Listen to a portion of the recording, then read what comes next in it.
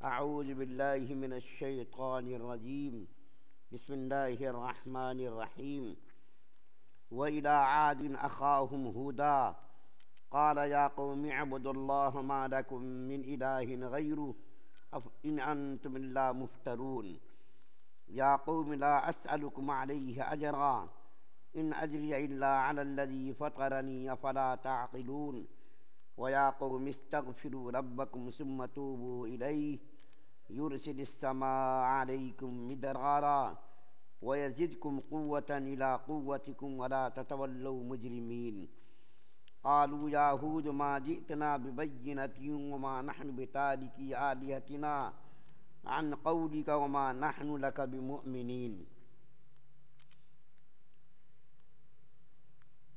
اور قوم عاد کے پاس ہم نے ان کے بھائی ہود علیہ السلام کو پیغمبر بنا کر بھیجا۔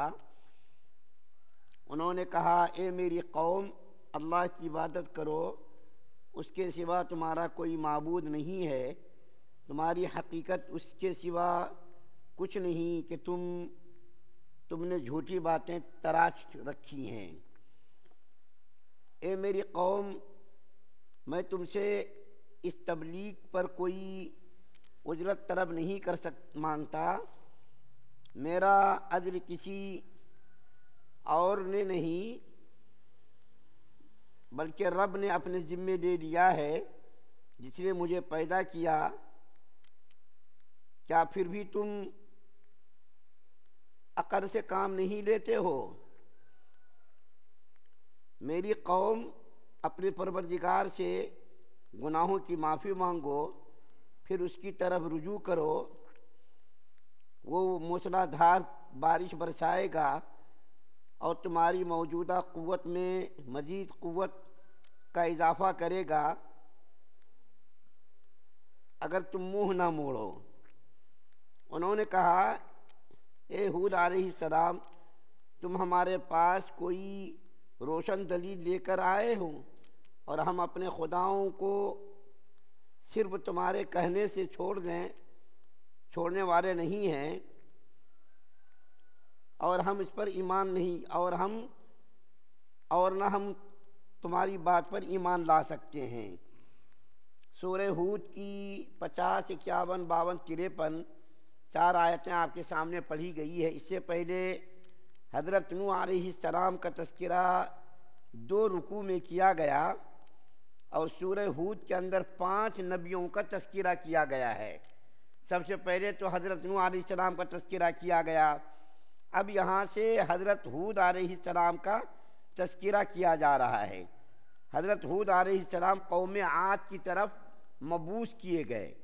یہ عاد جو تھا حضرت نوح علیہ السلام کے بیٹے سام، جیسا کہ میں نے ذکر کیا، حام، سام، یافس، یہ حضرت نوح علیہ السلام کے بیٹے تھے، اور کنعان بھی ایک بیٹا تھا، لیکن کنعان تو مسلمان نہیں ہوا۔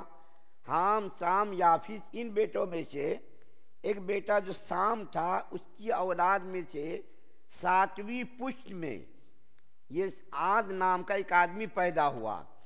اسی عاد نام سے یہ قوم مشہور ہو گئی، اور حضرت نوح علیہ السلام جب کشتی سے نیچے اترے اور نسلوں کا سلسلہ شروع ہوا، تو پہلے تو سب لوگ صرف ایک اللہ وحدہ لا شریک کی عبادت کرتے تھے، اس کے بعد پھر بت پرستی کا آغاز ہو گیا، بت پرستی کے اندر لوگ مبتلا ہو گئے، اور جیسا کہ نوح علیہ السلام کی قوم نے 5 بت بنا رکھے تھے، 5 بزرگوں کے ناموں پر بتوں کو تراش کر رکھا تھا، ود، سوا، یغوث، یعوق و نصر۔ ان لوگوں کے بھی 5 بت مشہور تھے، ود، سوا، یغوث، یعوق و نصر۔ یہ 5 بتوں کو یہ لوگ بھی پوجتے تھے۔ تو اللہ تعالیٰ نے حضرت ہود علیہ السلام کو ان کی ہدایت کے لیے بھیجا۔ اور ایک بات یہاں پر یہ بھی بتا دوں کہ حضرت ہود علیہ السلام کی جو قوم تھی، قوم عاد، یہ قوم عاد دنیا کے اندر ڈیل ڈول کے اعتبار سے اتنی قد آور تھی، ایسے لمبے چوڑے لوگ تھے، اور اللہ نے اس کو ایسی قوت اور صلاحیت عطا فرمائی تھی کہ یہ لوگ پہاڑوں کو کھود کر اس کے اندر مکانات بناتے تھے، پتھروں کو کھود کر کے مکانات بناتے تھے۔ ابھی بھی ان کے پتھر، کیرلا کے کوئی صاحب ہیں مسلمان، انہوں نے ویڈیو بنا کر کے، ابھی بھی ان کا ویڈیو جو میں نے خود دیکھا ہے کہ اس کے پیادے، اس کی کرسیاں، اس کے مکانات، ان کی جو باقیات ہیں، آج بھی زمین کھود کھود کر کے لوگ محققین نکال رہے ہیں اور اس کو ویڈیو کے ذریعے سے لوگوں کو دکھا رہے ہیں کہ کیسی قداور قوم تھی، کتنی طاقتور قوم تھی، لیکن اس کو اپنی طاقت پر، اپنی صلاحیت پر جو غرور تھا، وہ لوگ کہتے ہیں وَقَالُوا مَنْ أَشَدُّ مِنَّا قُوَّةً، قرآن کے اندر اس کو بیان کیا ہے۔ وہ لوگ کہتے تھے کہ ہم سے زیادہ قوی، ہم سے زیادہ طاقتور دنیا کے اندر کون ہو سکتا ہے، یعنی ہم سے زیادہ کوئی طاقتور ہے ہی نہیں۔ اس کو اپنی طاقت پر ناز تھا، اپنی صلاحیت پر ناز تھا، دولت پر ناز ان کو تھا۔ اللہ تعالیٰ نے دولت تو ان کو اتنی عطا فرمائی تھی، باغات عطا فرمائے تھے، کھیتیاں، اور ہر طرح سے ان کو مالا مال کر رکھا تھا، ہر طرح سے ان کو نواز رکھا تھا۔ لیکن حضرت ہود علیہ السلام کو جب اللہ تعالیٰ نے ان کی ہدایت کے لیے بھیجا تو وہ لوگ سب کچھ، دنیا کی ہر چیز ان کے پاس تھی، لیکن وہ لوگ اللہ کو فراموش ان لوگوں نے کر رکھا تھا۔ اللہ کو چھوڑ کر کے غیر اللہ کی پرستش وہ لوگ کرتے تھے۔ تو حضرت ہود علیہ السلام نے آ کر کے ان کو تبلیغ کی، توحید کی تبلیغ کی۔ اے میری قوم، اللہ کے علاوہ کسی اور کی پرستش مت کرو۔ یہ تمام نبیوں کی دعوت کا مرکزی نقطہ رہا ہے۔ تمام نبی یہی آ کر کے دعوت دیتے تھے کہ تم لوگ اللہ کے علاوہ کسی کی عبادت مت کرو، کسی کی پرستش مت کرو، صرف اللہ کو ہی پوجو۔ تم نے اپنے ہاتھوں سے بتوں کو گڑھ رکھا ہے، اپنے ہاتھوں سے بنا رکھا ہے۔ تو ان آیات کے اندر حضرت ہود علیہ السلام نے تین باتیں ان کو بتائیں، تین باتوں کی ان کو دعوت دی۔ ایک تو یہ کہ تم لوگ توحید کو مانو، یعنی اللہ وحدہ لا شریک کی عبادت کرو، اس کے علاوہ کسی کی پرستش مت کرو، اسی کی پوجا کرو، اسی کو مانو، اس کے علاوہ کسی کے سامنے اپنی پیشانی کو مت ٹیکو۔ ایک تو یہ دعوت دی۔ دوسرا یہ کہا حضرت ہود علیہ السلام نے کہ دیکھو بھائی، میں یہ جو محنت کر رہا ہوں، میں تم کو دعوت دے رہا ہوں، رات دن تمہارے پیچھے میں لگا ہوا ہوں، اس کے اوپر کوئی میں معاوضہ نہیں لیتا، اس کے اوپر میں تم سے کوئی معاوضہ طلب نہیں کرتا، صرف اللہ کی رضا کے لیے تم کو راہ راست پر لانے کی میں کوشش کر رہا ہوں۔ اس کے بعد تیسری بات یہ فرمائی، ان آیات کے اندر جو تیسری بات کہی گئی خاص طور پہ، وہ یہ کہ دیکھو بھائی، تم لوگوں نے جو کچھ سابقہ گناہ کر لیے، ماضی میں جو کچھ تم سے غلطیاں ہو گئیں، ان غلطیوں کو تم لوگ چھوڑ دو، ان غلطیوں سے توبہ کر لو، اللہ کی طرف رجوع کر لو، اور ان غلطیوں کو چھوڑ کر، بت پرستی کو چھوڑ کر صرف اللہ کی عبادت کرو۔ اللہ تعالیٰ اس کے بدلے میں تم کو کیا کرے گا؟ بارشوں کو برسائے گا، تمہاری قوت میں اضافہ کرے گا، تمہاری دولت میں اضافہ کرے گا، تمہاری صلاحیت میں اضافہ کرے گا۔ تو ہود علیہ السلام جب یہ بات ان کے سامنے عرض کرتے تھے اور ان کے سامنے بیان کرتے تھے تو ان کی قوم کے جو سردار تھے، چودھری قسم کے لوگ، وہ لوگ ان کو کیا کہتے تھے کہ کتنی دل شکنی ان کی کرتے تھے، اور دل توڑنے، دل کو پاس پاس کرنے والی باتیں کرتے تھے۔ لیکن نبی کا ظرف دیکھیے، اعلیٰ اخلاق دیکھیے، اعلیٰ کردار دیکھیے۔ ایک جگہ اللہ تعالیٰ ان کے بارے میں فرماتے ہیں کہ ہود علیہ السلام جب ان کو سمجھاتے تھے تو وہ لوگ کیا کہتے تھے؟ اے ہود علیہ السلام، ہم تم کو بے وقوف سمجھتے ہیں، وَإِنَّا لَنَظُنُّكَ مِنَ الْكَاذِبِينَ، اور ہم تم کو جھوٹا بھی سمجھتے ہیں، نعوذ باللہ۔ دیکھیے نبی کی ذات، وہ نبی جو اسی کے یہاں پیدا ہوئے، اسی کے یہاں جوان ہوئے، اسی کے یہاں پلے، اسی کے یہاں بڑھے، سب کچھ ان کے سامنے ہوا، اور جب انہوں نے اللہ وحدہ لا شریک کی دعوت دی تو کیا کہتے ہیں کہ ہم تم کو بے وقوف سمجھتے ہیں اور ہم تم کو جھوٹا بھی سمجھتے ہیں۔ ہود علیہ السلام اس کے جواب میں سخت کلمہ کہہ سکتے تھے، ناراضگی کا اظہار کر سکتے تھے، لیکن ہود علیہ السلام کیا کہتے ہیں؟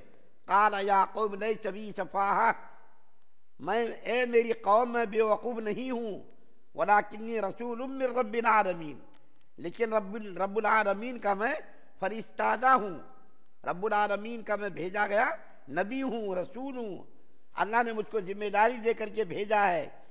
تو وہ لوگ کہتے تھے کہ اے ہود علیہ السلام، جو آیات پڑھی گئی اس کے اندر وہ لوگ کہتے تھے کہ اے ہود علیہ السلام، تم نبوت کا دعویٰ کرتے ہو اور تم جو نبی ہونے کا تم کو دعویٰ ہے، تو تم اس کوئی روشن دلیل لے کر کے نہیں آئے؟ روشن دلیل لے کر کے آنا تھا، یعنی تم کو کوئی معجزہ دکھانا تھا، تم نے تو کوئی معجزہ دکھایا نہیں۔ حالانکہ حضرت ہود علیہ السلام بے شمار معجزات ان کے سامنے پیش کر چکے تھے، ان کو دکھا چکے تھے۔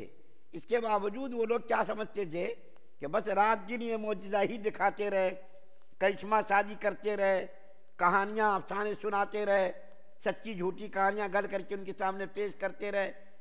گویا کہ نبوت کو، رسالت کو ان لوگوں نے ایک کھیل تماشا سمجھ رکھا تھا کہ آپ جو لے کر کے نہیں آئے۔ حالانکہ روشن دلائل کے ساتھ ان کو اللہ نے بھیجا، معجزات دے کر کے بھیجا۔ اس کے باوجود وہ لوگ یہی کہتے تھے کہ آپ کو روشن دلیل لے کر کے نہیں آئے۔ جب ان کو ماننا نہیں تھا تو نہ ماننے والوں کے لیے یہی سب بہانے بازی چلتی ہے۔ تو ہود علیہ السلام کو لوگ ڈراتے بھی تھے کہ اے ہود علیہ السلام، آپ ہمارے بتوں کی برائی کرتے ہو، آپ ہمارے بتوں کی مذمت کرتے ہو، اللہ تعالیٰ جو ہے تمہاری ہمارے بت تم کو سزا دیں گے، ہمارے بت تم کو پکڑیں گے۔ تو حضرت ہود علیہ السلام ان کے بھڑکانے پہ کہتے تھے، ان کے کہنے پر کہ لوگوں، تمہاری ان بتوں کے اندر کوئی صلاحیت نہیں ہے، نہ سننے کی صلاحیت، نہ دیکھنے کی صلاحیت، نہ نفع پہنچانے کی صلاحیت، نہ نقصان پہنچانے کی صلاحیت، اس کے اندر تو کچھ بھی صلاحیت نہیں ہے۔ یہ تو بت ہے، یہ تو پتھر کی طرح سے وہ بت ہے، اس کے اندر تو کوئی صلاحیت نہیں۔ اچھا چلو، اگر اس کے اندر کوئی صلاحیت ہے تو چلو مجھ کو نقصان پہنچا، بتاؤ ان کو، میرا کچھ نقصان پہنچا دو، میری کچھ جو ہے کوئی میرا کچھ فائدہ کرا دو، اگر اس کے اندر صلاحیت ہے۔ تو حضرت ہود علیہ السلام نے اپنی قوم کو بہتر سمجھانے کی کوشش کی، دلائل کے ذریعے، عقل کے ذریعے، ہر اعتبار سے سمجھانے کی کوشش کی۔ ابھی آگے بھی پورے رکوع میں حضرت ہود علیہ السلام کا تذکرہ ہے، انشاءاللہ اس کا بیان کیا جائے گا۔ اللہ سے دعا اللہ ہم سب کو سننے زیادہ عمل کی توفیق عطا فرمائے۔ سبحان اللہ و بحمدہ، سبحانک اللہم۔